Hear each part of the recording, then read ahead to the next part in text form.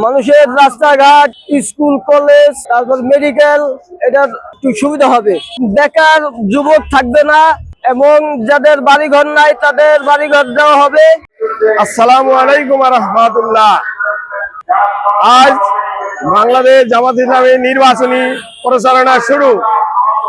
ঢাকা 15 আসনে ডক্টর মোহাম্মদ শফিকুর রহমানের সালাম নিন এবং আগামীর বাংলাদেশ, দাড়িপাল্লার বাংলাদেশ, ন্যায় ইনসাফের প্রতীক। প্রত্যেকটা মানুষে বাংলাদেশটা সব মানুষকে ন্যায় ও ইনসাফের প্রতীক, দাড়িপাল্লার প্রতীকে ভোট দেওয়ার জন্য বিশেষভাবে আহ্বান জানাচ্ছি। আর চাঁদাবাজ, দখলবাজ, ধান্দাবাজ তাদেরকে যেন ভোট না দেয়।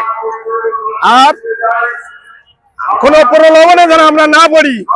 কোনো ফ্যামিলি কার্ড, অমুক কার্ড, সেই কার্ড, এই কার্ড দিয়ে আমাদেরকে যেন বিতাড়িত না করতে পারে।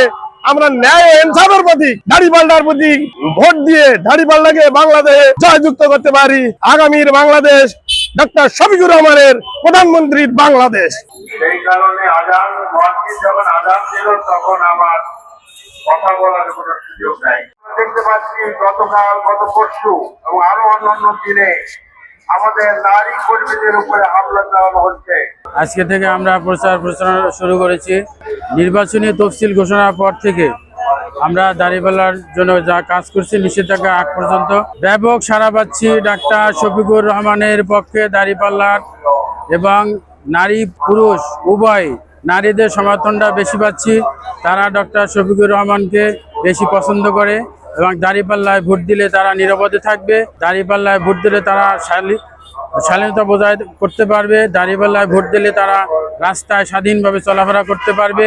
মা বোনদের এই আশ্বাস আমরা পাচ্ছি এবং আজকের সমাবেশ থেকে আমাদের এই দাড়িপাল্লার প্রচারণা আনুষ্ঠানিকভাবে শুরু করছি।